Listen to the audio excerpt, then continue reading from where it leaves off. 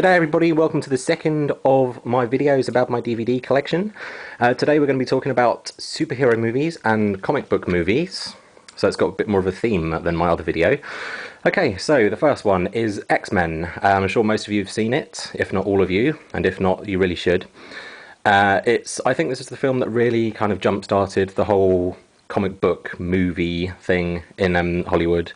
It did really, really well with audiences and critics. And got a lot of acclaim, justifiably so, just because it's a great film. Great special effects, great story. It's pretty much faithful to the comic books. What I know of them anyway. I'm sure a lot of you know a lot more about the comic books than I do. But yeah, great film. Really enjoyed it. Second one, X-Men 2. This is the inevitable sequel, but I actually think that this is better than the first film. Just think the whole thing's stronger, feels more confident, great special effects, the story's great, there's a lot of kind of allegory behind it, I'm sure you can read about that on the internet, yeah, great film. X-Men 3, The Last Stand. This didn't do as well. I think that's the main reason is because it had a different director. The first two X-Men films are directed by Bryan Singer. This was directed by Brett Ratner, who I think didn't do quite such a good job of it. As you can see, I haven't actually opened it yet. It's still in the cellophane. But still an entertaining film. It's not as bad as a lot of people say it is. I enjoyed it anyway. Okay, Spider-Man. This is another very good one. Faithful to its source material. Definitely did it justice, I think. And I love Spider-Man, so I'm glad that it wasn't horrible. Good DVD, I think it's a double disc edition, lots of special features. Yeah, that's great. Spider-Man 2, the sequel. A lot of people said that this was better than the first one. I'm not convinced. I thought it dwelled on the Peter Parker, Mary Jane relationship a little bit too much. A lot of their relationship conversations weren't very well written, although there's some great action sequences which make up for those. Spider-Man 3, a lot of people didn't like this very much, and I must say that I'm one of them. I think it had too many villains, the whole thing with Venom and the second Green Goblin and Sandman. You didn't need to introduce them all, especially not Venom, who was really wasted, I think. I hope they make another film with Venom in, but I doubt it after this. I think was a bit of a disappointment, critically at least. Yeah, so not great. Now this isn't actually a film, this is it's a DVD all about Spider-Man, the whole Spider-Man phenomenon. And it was only like £2 or something, so I was expecting it to be cheap and cheerful, and it's actually really interesting. It goes into the whole, it goes into the history of Spider-Man in depth, and there's a nice interview between Kevin Smith and Stan Lee, the creator of Spider-Man. So yeah, it's worth it for that. Okay, one of the more recent ones here, Iron Man. This was really good.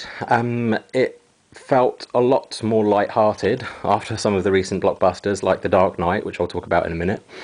But I really enjoyed it. Very good special effects. Yeah, faithful to the comic book again. And I really hope that they do the Avengers team-up movie, which they hint at the end of this. If you haven't seen it, then wait till after the credits. And if you have seen it, you'll know what I mean. So I hope they do. Superman, a classic. The 1970, I think it was 1979. Yep, 1979 Superman with Christopher Reeves. Great film, still stands up if you watch it today. It seems a little bit dated, the special effects are dated, and it seems a little bit cheesy. I guess we have more sophisticated comic book blockbusters these days, but still, good movie.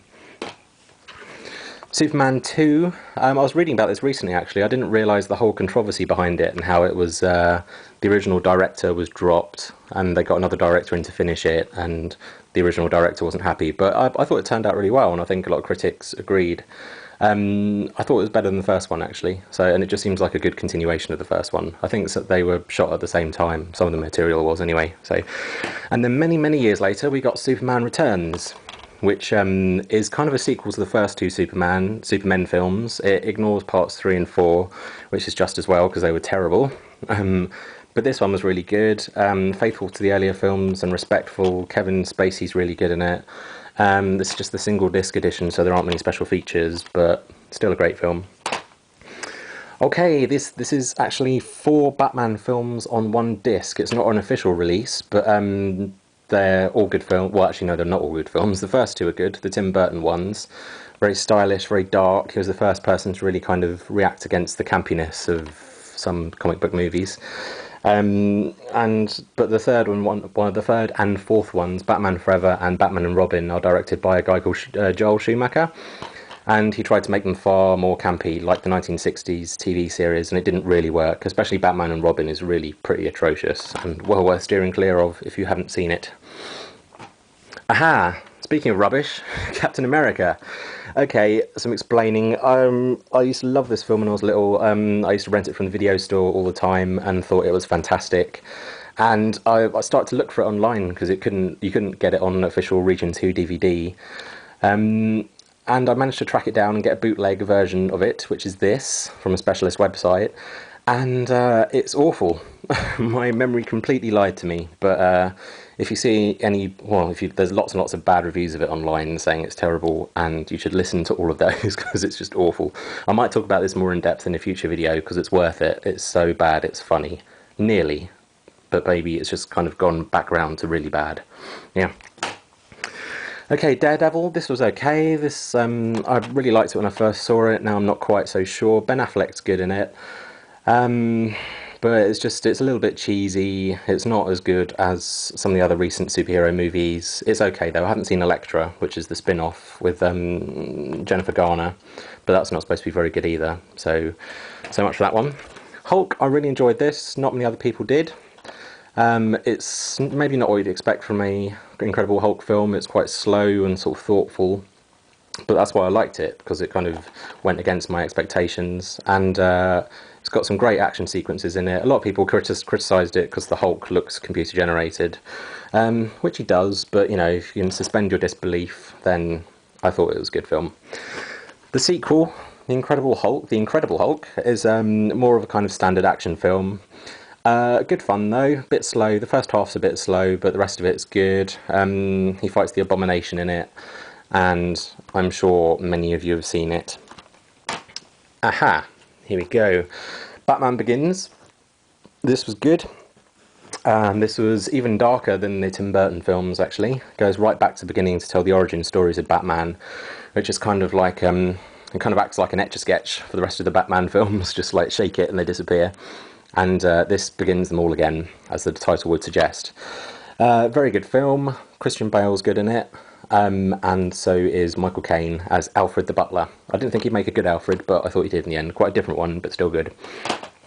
Okay, what have we got here? Batman Gotham Knights. This is kind of like the Batman universe's version of the Animatrix. I don't know if you've seen that, but it's a series of animated shorts in an anime style. Each one's done by a different director, a different animation studio, so they're all quite different, but they sort of link together. This links together less so than the Animatrix, but the idea behind it was that it would act as a bridging film between Batman Begins and The Dark Knight, and it kind of works like that, but it's really interesting anyway. The animation's really, really good on all of the films. I don't know if you can see any of it there, but some really different animation styles, really fascinating thing to watch. So I suggest it. If you haven't checked it out, then do. Ah, why so serious? Here we get to The Dark Knight, which is probably my favourite comic book film. Actually, yeah, it is. It's my favourite comic book film. It's just a great film in its own right as well, regardless of its origins as a comic book. It just works really well as a kind of as a crime film. Christian Bale's slightly annoying in it because he does this weird Batman voice every time he's Batman, and it gets a little annoying. But Heath Ledger makes up for it. Obviously, everybody knows about Heath Ledger as the Joker, but he really reinvented the part, a part that had previously been dominated by Jack Nicholson. Heath Ledger really took it and turned it into something different altogether. This is the 2-disc edition. And it's well worth getting because the single disc edition hasn't got any special features, but this has got loads and loads of interesting stuff about the making of the film, but not enough about Heath Ledger actually. So I thought I'd have a little tribute or something. Maybe they're waiting for a quadruple disc edition or something in the future.